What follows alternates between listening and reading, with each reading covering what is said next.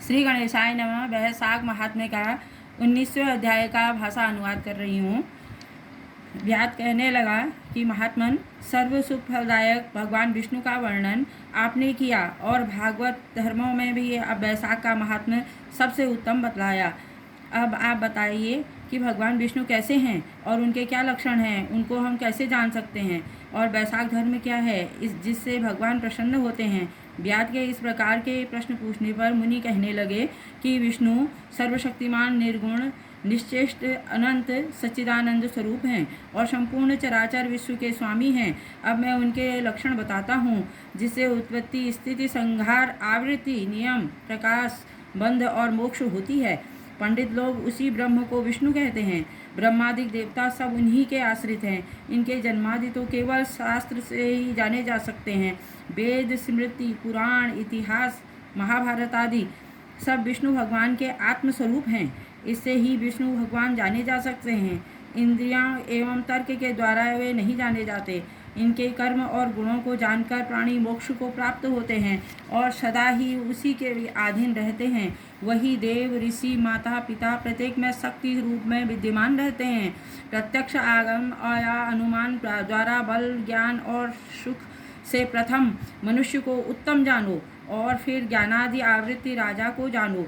इससे तत्वाभिमानी देवताओं को सद्गुणाधि मानो। देवताओं के से सप्त ऋषि बड़े हैं। सप्त ऋषियों से अग्नि, अग्नि से सूर्यादि, सूर्य से बृहस्पति, बृहस्पति से वायु, वायु से इंद्र, इंद्र से पार्वती, पार्वती से महादेव, शिव से बुद्धि और बुद्धि से प्राण बलवान है। प्राणों से अधिक कुछ नहीं है। यह सब जगत प्राणात्मक है। उसी से ओतप्रोत और वैशिष्ट है। नील मेघ के समान प्रभायुक्त सबका आधारभूत इसका सूत्र कहते हैं। लक्ष्मी के कटाक्ष मात्र से उनकी स्थिति है। इतनी कथा सुनकर व्यास कहने लगा, हे ऋषि, प्राण सर्वश्रेष्ठ क्यों माने गए हैं? यह बात मेरी समझ में नहीं आई है। तब शंख कहने लगे, हे व्यास, प्राचीन समय में नारायण भगवान कमल योनि में ब्रह्मादिक देवताओं की रचना करके कहने लगे कि मैं ब्रह्म को तुम्हारा राजा बनाऊंगा और जो कोई तुमसे श्रेष्ठ हो उसी को तुम युवराज बनाओ।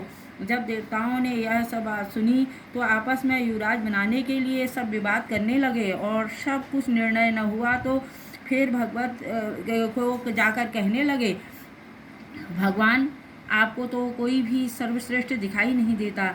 इसका तो आप ही निर्णय करिए। भगवान ने हंसकर कहा कि मेरे विराट रूप में से जिसको निकालने से शरीर गिर पड़े और फिर प्रवेश करने से शरीर खड़ा हो जाए, वही सर्वश्रेष्ठ है। तब जयंत भगवान के पैरों में निकल कर गया और फिर भगवान पंगु हो गया, शरीर पंगु हो गया परंतु गिरा नहीं। इसी तरह गुहाद्रीव में से दक्ष ने निकाल जाने के संड कहा और हाथों से इंद्र के निकल जाने से हस्तहीन कहा गया। नेत्रों में से सूर्य निकल जाने से नेत्रहीन, नाक से अश्विनी कुमार के निकल जाने से नासिका रहित, कानों की दिशाएं निकल जाने से बहरा, जीवा से वरुण निकल जाने से अरक्षक और मन में चैतन्य लाने वाले रुद्र से के निकल जाने पर जड़ को कहाने लगा, परंतु देह गिरी नहीं। वरन पूर्वत सब कार्य होते रहे मगर फिर प्राणों के निकलने से ही देह गिर गई और उनको मृत कहा गया। तब सब देवता आपस में विस्मय करके कहने लगे कि हम में से तो यह इस देह को उठाने में समर्थ होगा वही सर्वश्रेष्ठ एवं युवराज होगा। सबसे प्रथम जयंत ने पैरों में प्रवेश किया और पंगु बनकर तो पट गया और परंतु शरीर उठा नहीं सका। दक्ष गुहेंद्रियों द्वारा प्रविष्ट हुआ और इंद्र हाथों द्वारा तथा सूर्य नेत्रों के द्वारा, वरुण जिह्वा के द्वारा, अग्नि वाणी के द्वारा, इंद्र मन के द्वारा प्रविष्ट होते हुए ही शरीर उठकर खड़ा हो गया। इसी कारण होने पर भी देह उठी नहीं। अंत में अंतिम प्राणों के प्रविष्ट प्राण सर्वश्रेष्ठ और युवराज बनाया गया। तब प्राण के समान के लिए सब सामवेद का गान करने लगे। इसलिए स्थावर और जंगमात्मक के लिए सृष्टि प्राणात्मक है। प्राण ही जगतपति हैं। प्राण बिना जगत कुछ नहीं है। बिना प्राणों के वृद्धि भी नहीं होती है। इसलिए प्राण संपूर्ण जीवों में अधिक बलवान है और सब जीवों का है। विभिन्न भिन्न भिन्न कार्यों का साधन एवं प्राण अनेक प्रकार से है।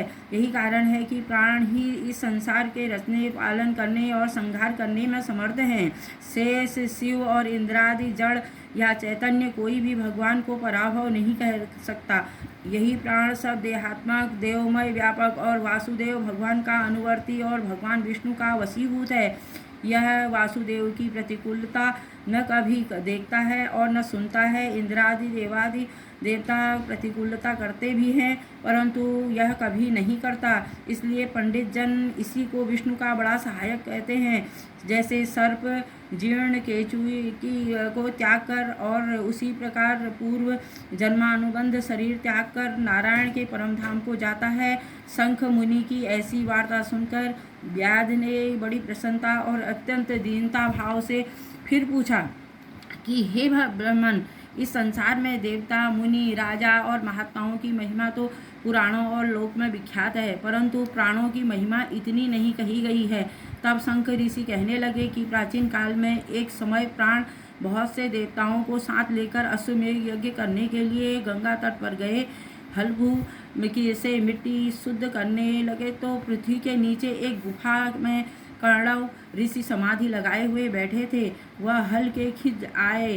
तब वह क्रोध कर प्राणों को श्राप देने लगे कि अब तीनों लोकों में, विशेषकर भूलोक में, तुम्हें कोई नहीं मानेगा। यद्यपि तेरे अवतार प्रख्यात होंगे। ऋषि के इस प्रकार के श्राप देने पर प्राण कहने लगे कि तूने मुझ पर वृथा श्राप दिया है, मैं निर्दोष हूँ। अतः हे कर्णव, तू तो गुरुद्रोही होगा और तेरी वृत्ति में निंदनीय होगी। तभी से ये इस भूलोक में प्राण की महिमा प्रसिद्ध नहीं है और श्राप के कारण कर्णव गुरु को मारकर सूर्य का शिष्य हुआ। शंख कहने लगे कि हे व्याध, जो कुछ तुमने पूछा मैंने उत्तर दिया। अब और कुछ पूछना हो तो वह भी पूछो। इस प्रकार वैशाख महात्म्य का 19वां अध्याय तत्सत।